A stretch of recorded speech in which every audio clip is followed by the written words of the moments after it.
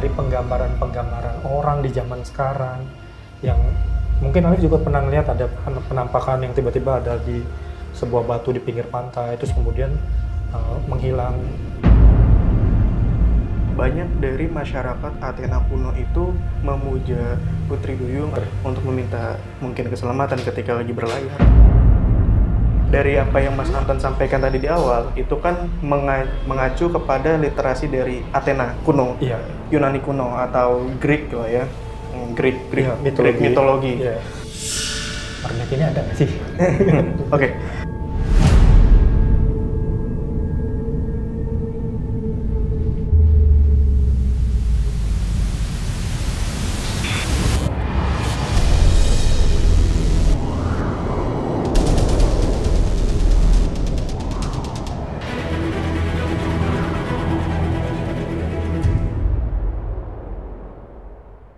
Assalamualaikum warahmatullahi wabarakatuh. Waalaikumsalam. Kembali bersama kami di Time Travel. Rahayu dan salam sejahtera untuk kita semua. Nah Sobat Time Travel, kita masih ada di satu tempat nih yang cozy juga, masih tetap cozy. Kita masih di sini, berarti agak-agak betah lah. Kita ada di seputaran. Agak betah ya, bener enak ya. Saking betahnya kita sampai ada ide untuk membicarakan hal yang lebih mendalam lagi tentang makhluk mitologi ya kayaknya, makhluk mitologi. Nah, gini deh, kan kita tahu dari berbagai literasi tentang makhluk mitologi yang orang kenal sebagai mermaid atau putri duyung lah bahasa kita gitu.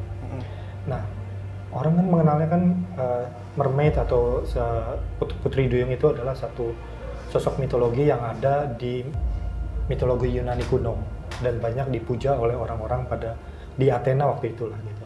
Nah, yang aku tahu dari literasi itu, mermaid ini datang dari, jadi dulu masuk ke dalam satu cerita di mana ketika anak antara Zeus dan Demeter itu yang namanya Persephone itu diculik oleh Hades. Nah, Persephone itu kan punya abdi dalam lah katakanlah gitu. Nah, abdi dalamnya ini adalah si mermaid ini, yang kemudian dia diberikan kuasa ilahi sama Demeter, jadi punya sayap dan kemudian mulai mencari Persephone yang ketika itu diculik oleh Hades.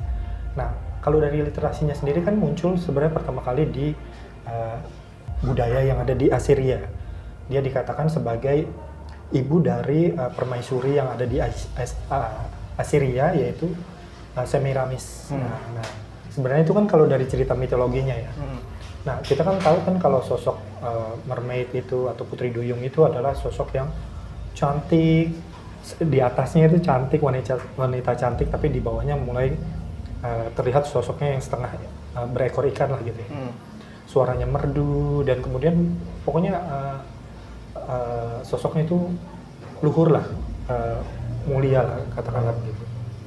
Nah, tapi dari penggambaran-penggambaran orang di zaman sekarang yang mungkin Alif juga pernah lihat ada penampakan yang tiba-tiba ada di sebuah batu di pinggir pantai terus kemudian menghilang, tapi kelihatannya itu jadi kelihatannya kayak seram. Terus kemudian sosoknya seram dan kayak membawa orang, menggoda para pelaut lah, para pelayar yang ada di lautan untuk masuk ke dunianya dia dan kemudian dia jadi jadi korbannya putri duyung lah gitu. Nah, ini kan jadi kayak bertolak belakang. Sementara di mitologi Yunani zaman dulu, masyarakat Athena memuja beliau, tapi kemudian di masa sekarang itu digambarkannya jadi bertolak belakang banget 180 derajat lah. Nah, dari hal yang paling penting dulu deh sebenarnya. Mermaid ini ada nggak sih? Oke.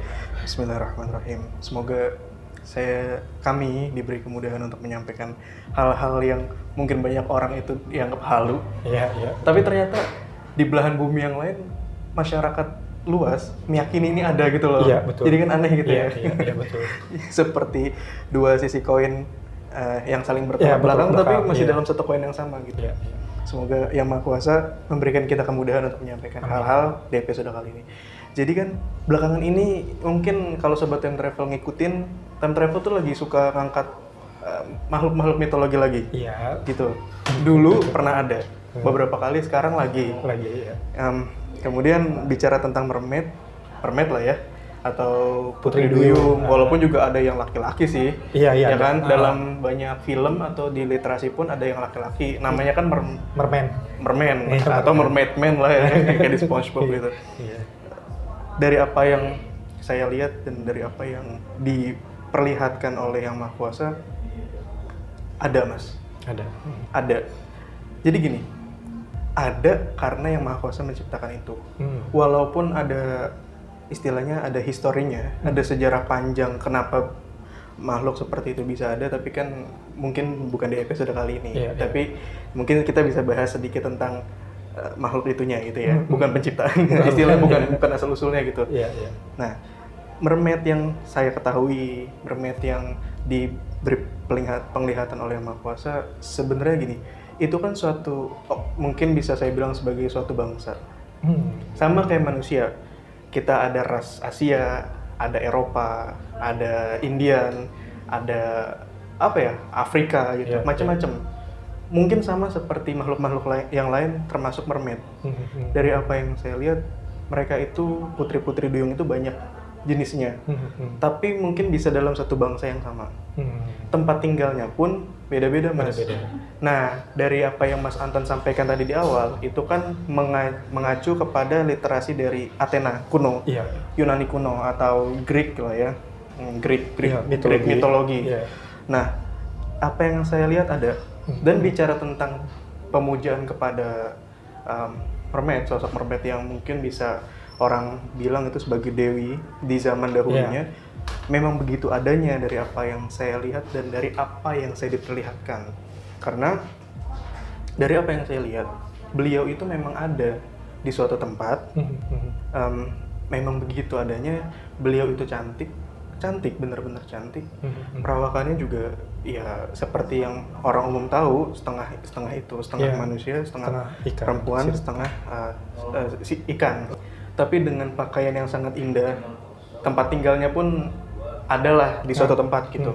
Nah, tapi di samping beliau yang menurut saya itu bisa dikatakan sebagai seorang dewi yang luhur kedudukannya, makanya di masa lampau itu suka dipuja oleh orang-orang Athena kuno.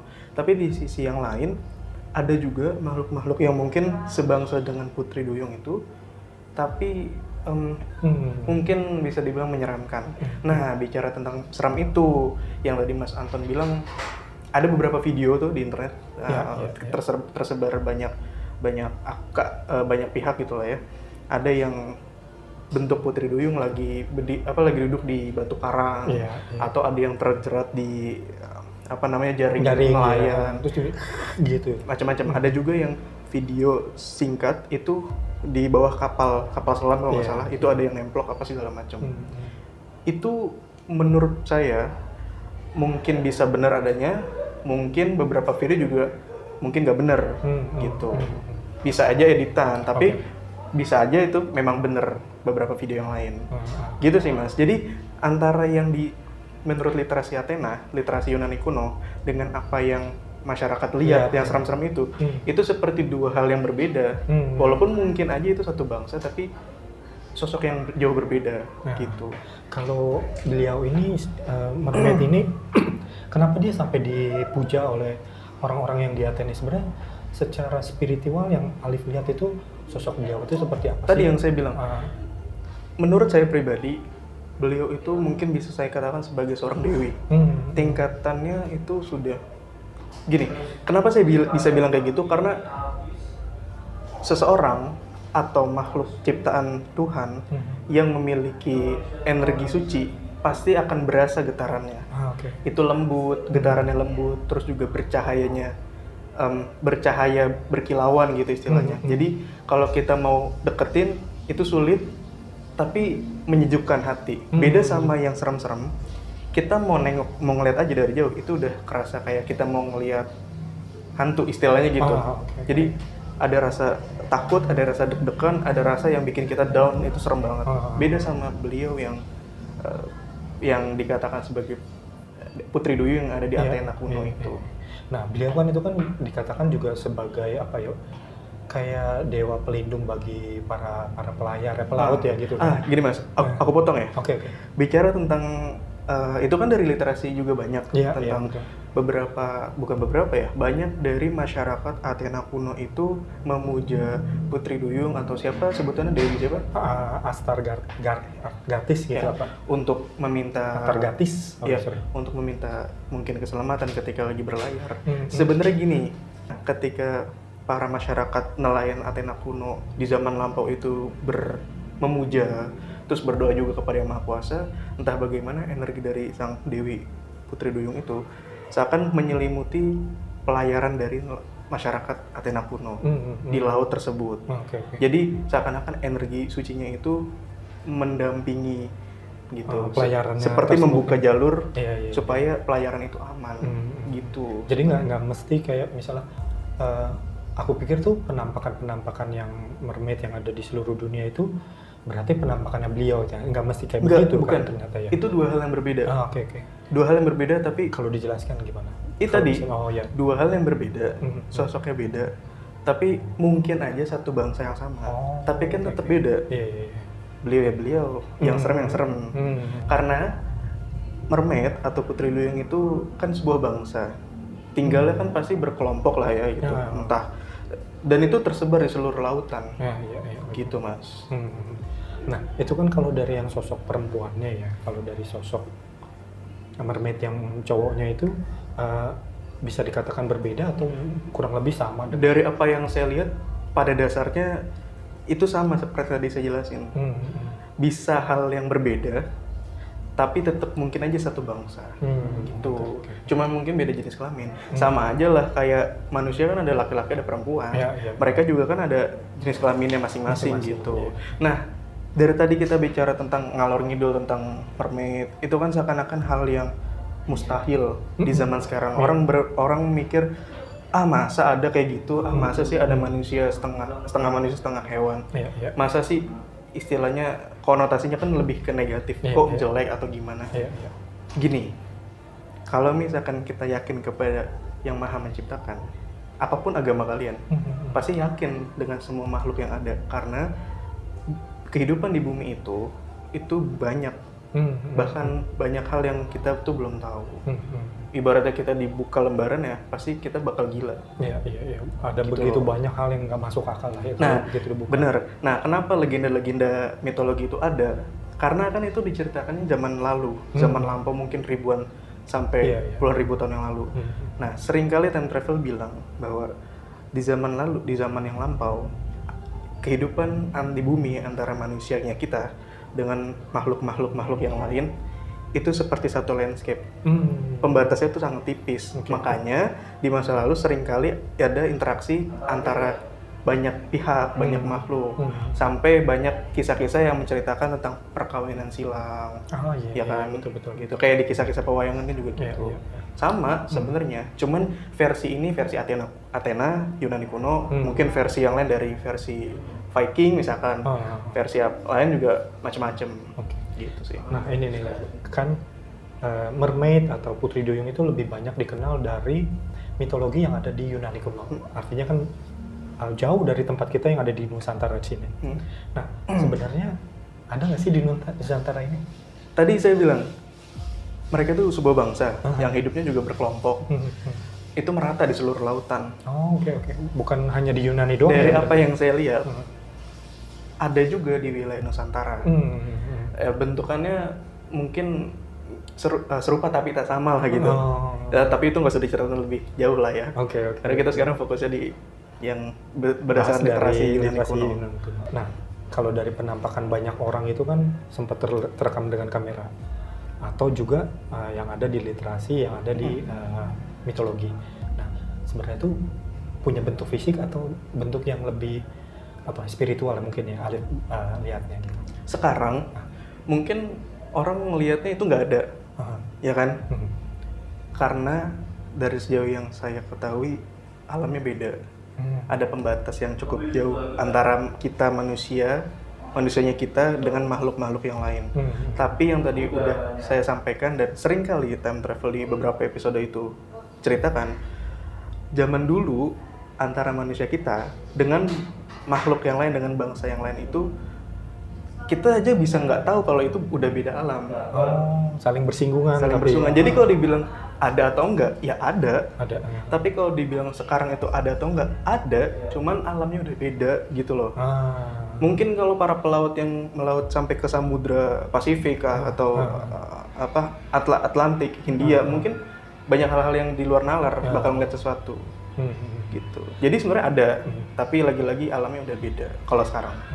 Nah kalau Alif kan sempat kan kalau berbicara tentang hewan mitologi, bukan hewan, makhluk mitologi, makhluk mitologi, Alif kan kadang suka menggambarkannya, dia bisa loh mas, berwujud manusia. Nah ini, ada nggak sih Alif pernah menemukan yang dinamakan mermaid ini, ternyata sosoknya bener kayak manusia, jalan gitu, ada kakinya? Ada, ya? Ada. Cuman lagi-lagi, mungkin nggak semua. Dari apa yang pernah saya lihat, dari apa yang saya diizinkan oleh Maha Kuasa, nggak semua begitu, tapi ada beberapa mungkin beliau seperti itu karena mungkin satu karena tingkat spiritualnya beda-beda. Yang kedua karena ada sejarah panjang dari asal muasal sang yang kita namakan sebagai mermaid atau putri duyung. Ada sejarah yang sangat panjang yang mungkin kalau diceritakan akan pro kontra dari banyak pihak, tapi dari apa yang saya lihat sih begitu adanya. Ini mah pengalaman saya. Karena kalau aku kan sekarang kan melihat mitologi kan gini, kalau mitologi itu pernah dituliskan, berarti ada sejarahnya juga. Pernah terjadi. Dan ada sosoknya yang bisa kita lihat, bisa kita mungkin ya bersinggungan dengan alamnya manusia lah gitu. Nah menarik banget Liv, cerita tentang mermaid itu mungkin cuma salah satu makhluk mitologi aja ya. Mungkin menarik lagi kalau kita juga bisa cerita makhluk-makhluk mitologi dari Nusantara sekalipun lah ya gitu. Iya. Karena masih banyak lah. Iya. Kita kan bawakan salah satu makhluk dari mitologi yang ada di Yunani. Mungkin nanti ada satu kesempatan kita bisa bicara tentang makhluk mitologi yang ada di Nusantara. Menarik ya? Ya insya Allah. Barengan sama bintang tamu juga kali ya? Insya Allah. Oke. Nah, Sobat Time Travel, kalau kemarin kita pernah bicara tentang bagaimana kita menyikapi sebuah cerita dari mitologi. Nah, ini masuk lebih dalam, bercerita tentang salah satu makhluknya yang ada di mitologi Yunani. Nah, mungkin ada episode-episode yang lainnya yang kita bisa kupas lebih jauh, telusuri lebih jauh dengan pandangan spiritual Alif. Sobat Time Travel, semoga tayangan kali ini bermanfaat untuk kalian. Tetap like, share, komen, dan subscribe untuk selalu terhubung dengan video kita yang terbaru. Sampai kita bertemu lagi di penelusuran selanjutnya. Wassalamualaikum warahmatullahi wabarakatuh.